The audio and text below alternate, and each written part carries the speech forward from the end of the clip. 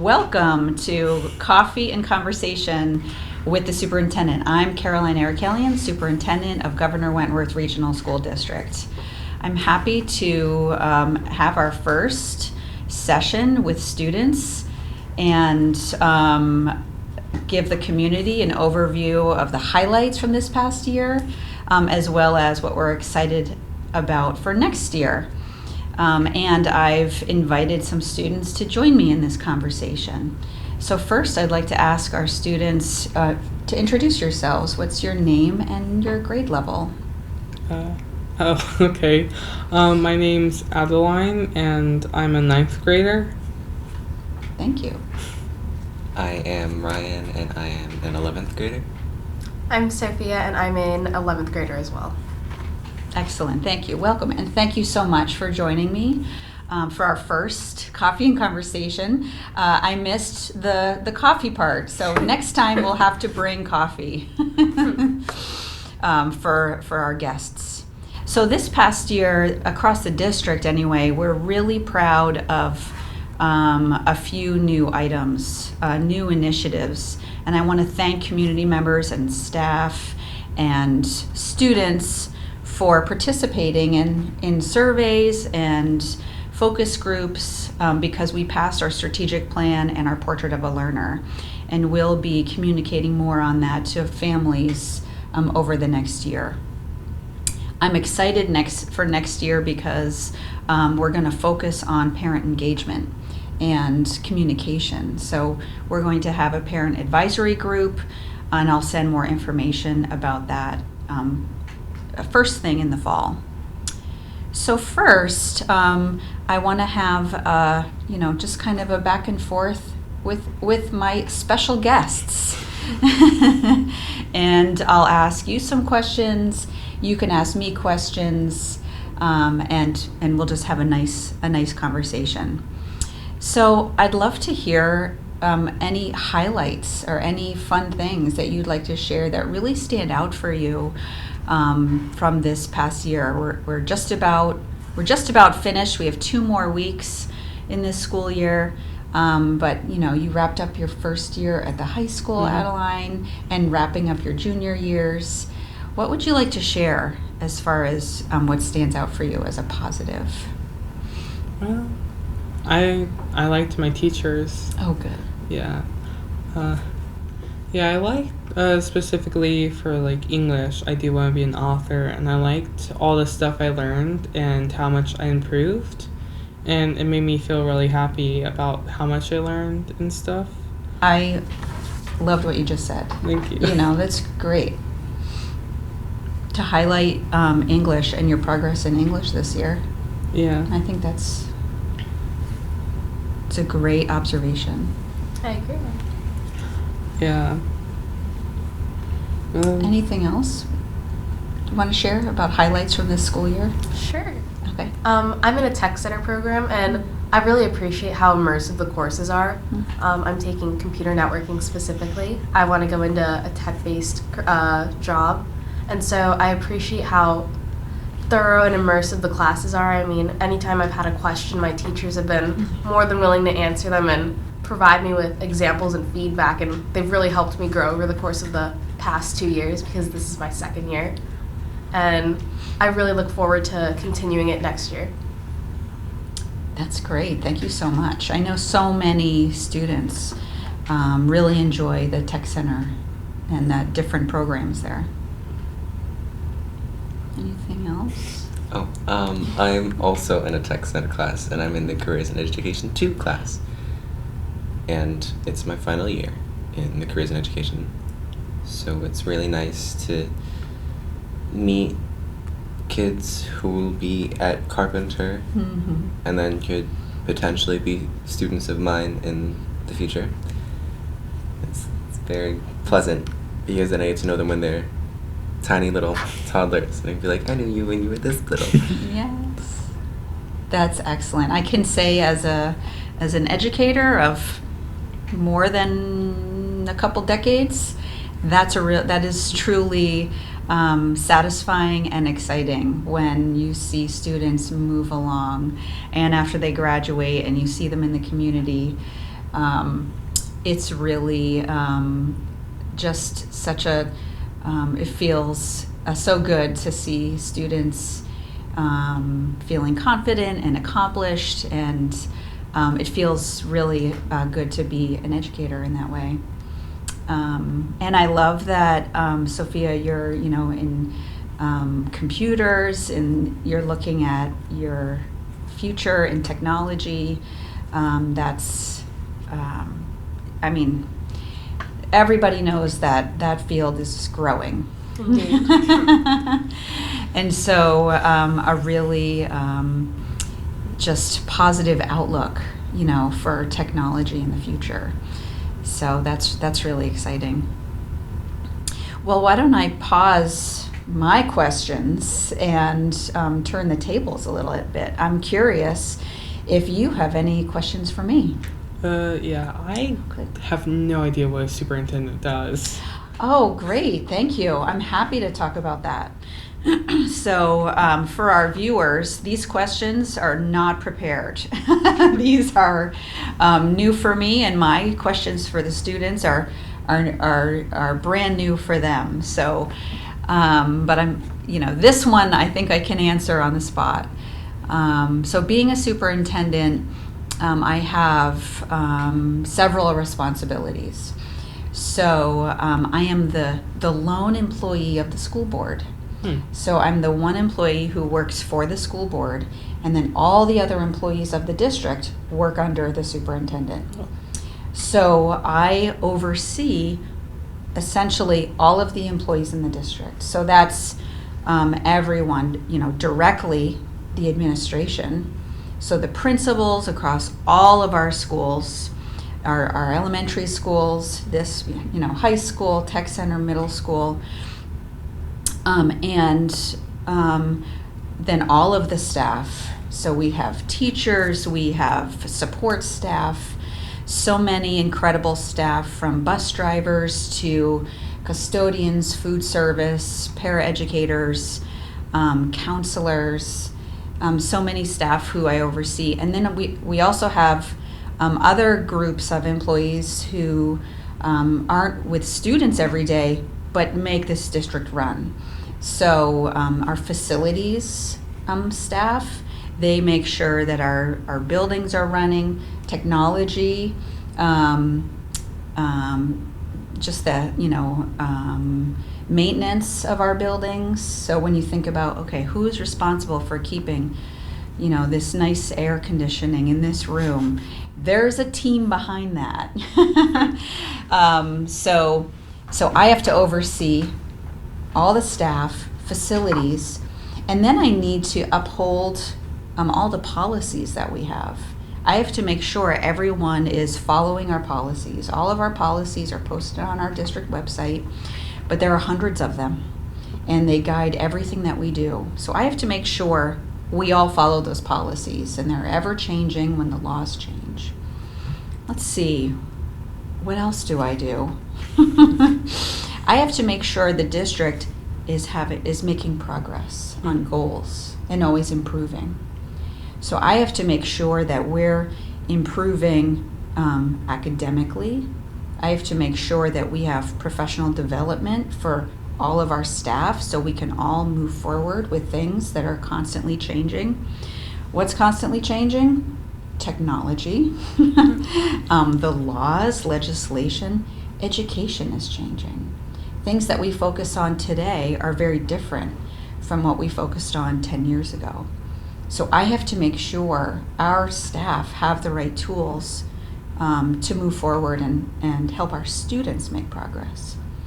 I also have to make sure that we have supports in place for kids so that students can feel good about coming to school. We need to focus on student wellness. We focus on a culture of belonging.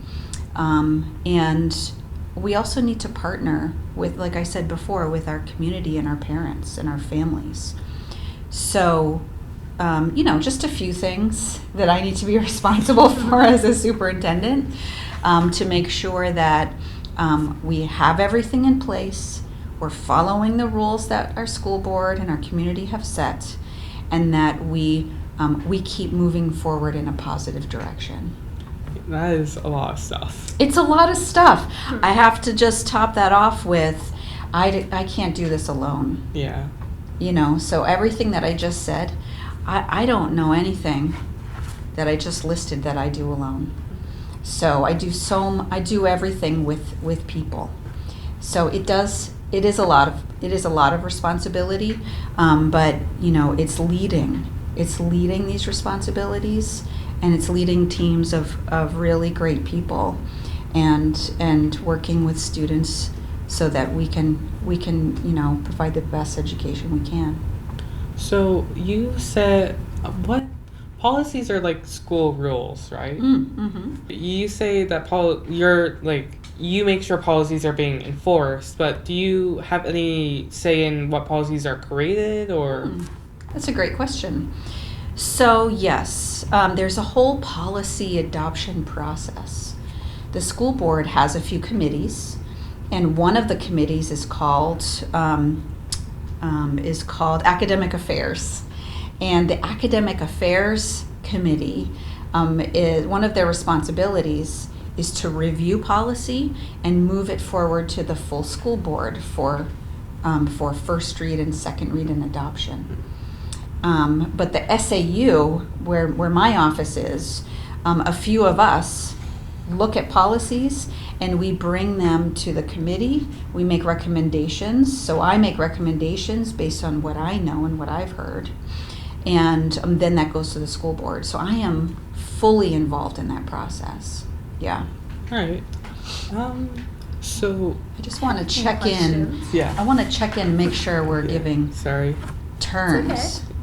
I actually had 2 questions. So my first question was, how do you as the superintendent plan to continue to foster a community of inclusivity and diversity amongst the student body? Thank you. Excellent question. Well, what I'm really excited about is a couple big accomplishments in that area this past year. Our school board passed an equity policy in January, and the equity policy requires us as a district to remove barriers for students and for staff who might otherwise not have opportunities to learn, to grow, to work, to play. So we need to make sure we're removing boundaries and barriers. We also need to take a look at our curriculum to make sure we have appropriate representation of all of our communities and diversity, so that we're educating our students for wherever they go in this world. There's so much more packed into that policy, so I encourage everyone to take a look at that. That's really going to be our roadmap for moving forward. The other big piece that I'm really proud of is there's 4 focus areas in our strategic plan. One is culture of belonging. So under that focus area, there are strategies and goals. So to answer your question, what we plan on doing next, we plan on doing a whole equity audit across the district to see where our gaps are and our strengths are in these areas. And then that audit is going to show us what the plan needs to be. So based on those results of the audit, we will create a plan. And we already know part of that plan is going to be diversity, equity, and inclusion training for our staff and ultimately our students. We're also going to work with parents in the community to hear what they think as far as what we should be bringing into schools, and how we should be bringing their voice into this topic. So we'll be creating a parent advisory group in the fall. So I'm really excited about that because we have had some training for staff. We had that last school year at the high school, and we want to continue with a plan for that moving forward. Thank you. No problem. And then additionally, I just wanted to know, I know you mentioned the parent advisory group, but how else do you plan on strengthening the communication between the administration and parents and families? Thank you. Great question. I feel like you're giving me a perfect segue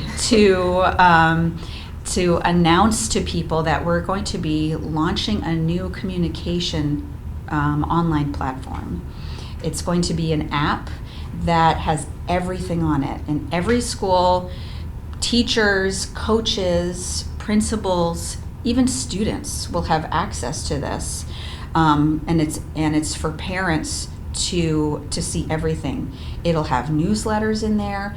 It will have groups, so classroom groups. Students will have accounts so they can communicate. There'll be notifications about upcoming field trips and signups. So it just brings us to, a more relevant way to communicate with families. Right now, we have some pretty traditional ways to communicate. We email, we do a newsletter and an email. We do some old school messenger things. But people these days are used to an app with notifications. They're used to social media. So we're going to launch this at the beginning of the school year, and it's going to take data. It's going to take stats as far as how many families we reach with this app. So I'm really excited about it because it's going to. It's just going to, be a whole new way for families to communicate with administration. Their children's teachers, coaches, and so much more. So I'm really excited about that. We'll share more information about that as we do our own onboarding and training internally. Thank you. Do you have any questions, Ryan? Kind of. Are you somewhat aware of the groups that are within the school? Do you mean as far as like clubs and groups and such? A club in specific or a group called SIDE?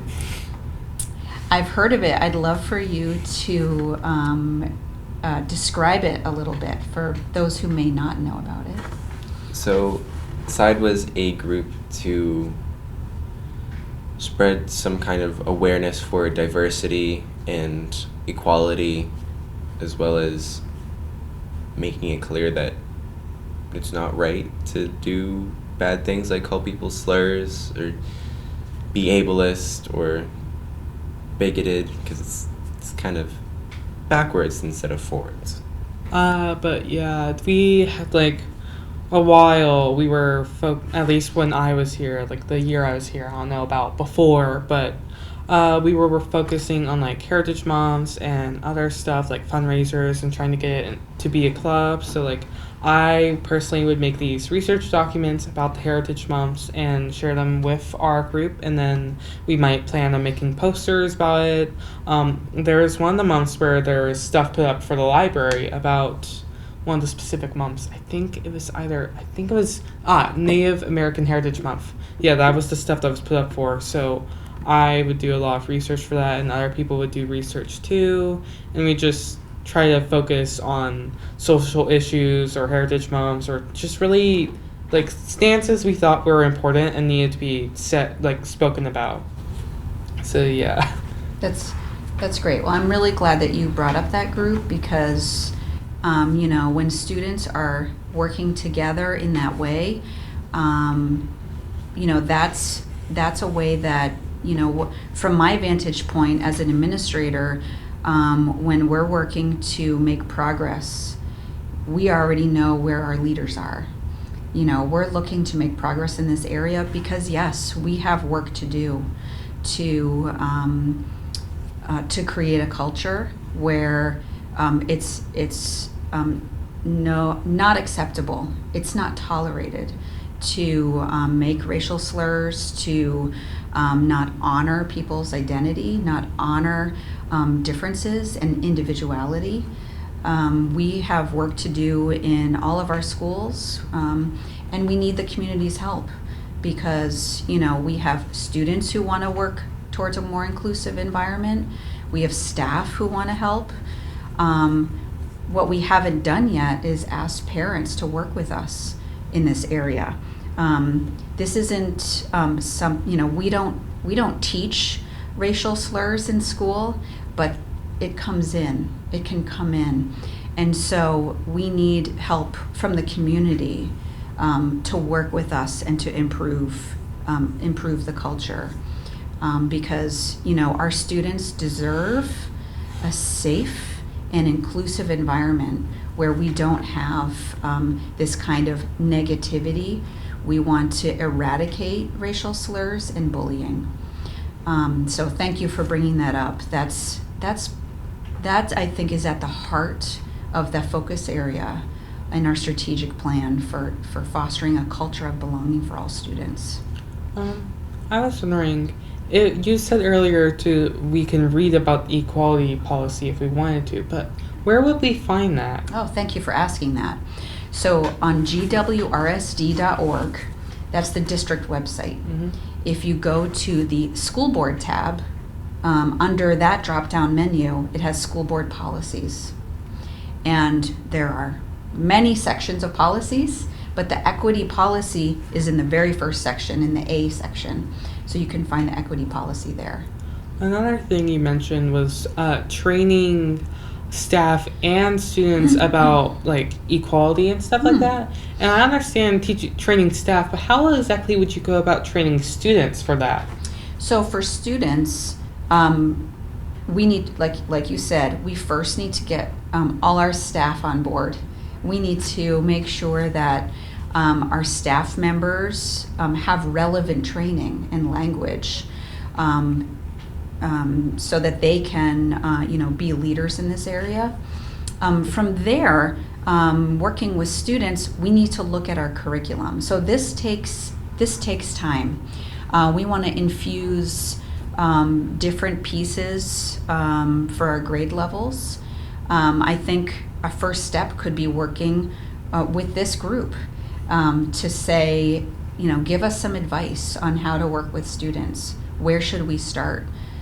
Because, we have opportunity within our classes to already infuse different pieces. So whether that's in social studies, whether that's something introductory in freshman year, it could be in a special senior class.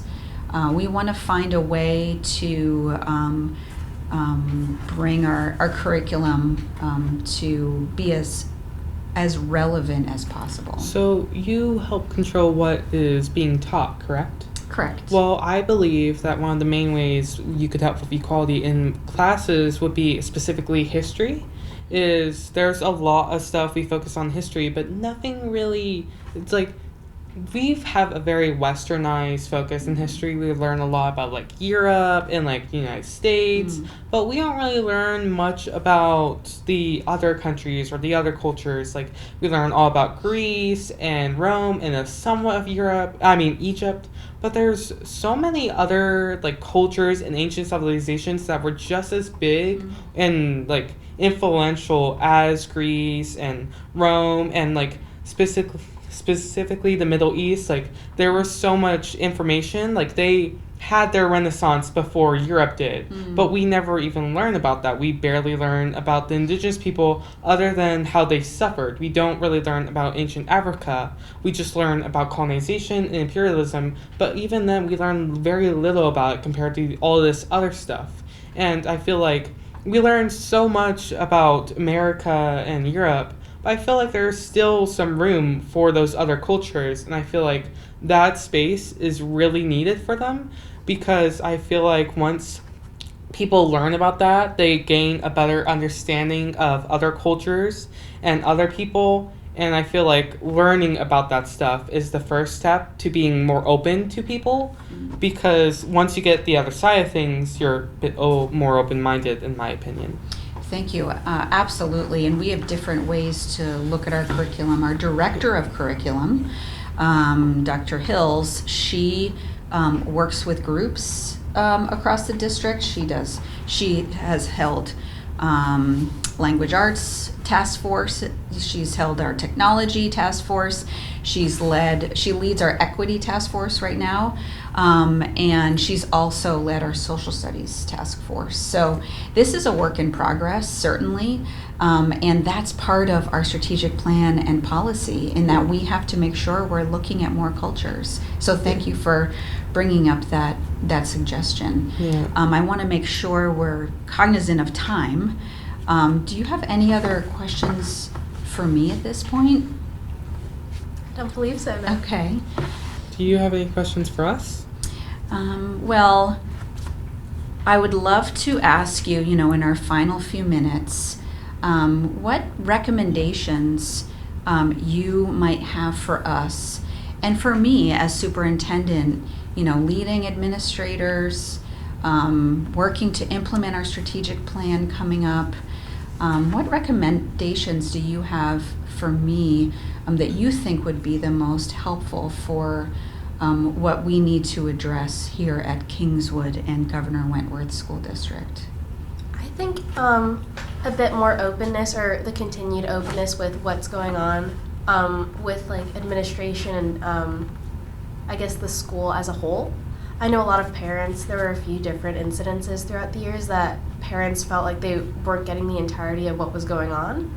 And so I feel that the continued just sharing of information in regards to situations would help parents and families. Thank you. Do you have anything to say, Ryan? I would recommend a more, I don't know how to say this, but it's like more in-depth investigation into certain cases, because I've had a couple that weren't really taken care of. Okay. Thank you. Yeah, I also believe that bullying and stuff like that is definitely another issue, and I do believe that if we teach more about openness and other cultures and diversity and stuff like that, it would hopefully dive down a bit, but that's also has to do with the person and how they were raised, and some people unfortunately just don't care and don't want to learn, and that's another issue. Is if they don't really want to learn, then nothing's really going to happen, and I guess we just need to figure out how to make them want to learn, but I don't really know how to do that personally. Thank you. Absolutely. That's something we want to chip away at.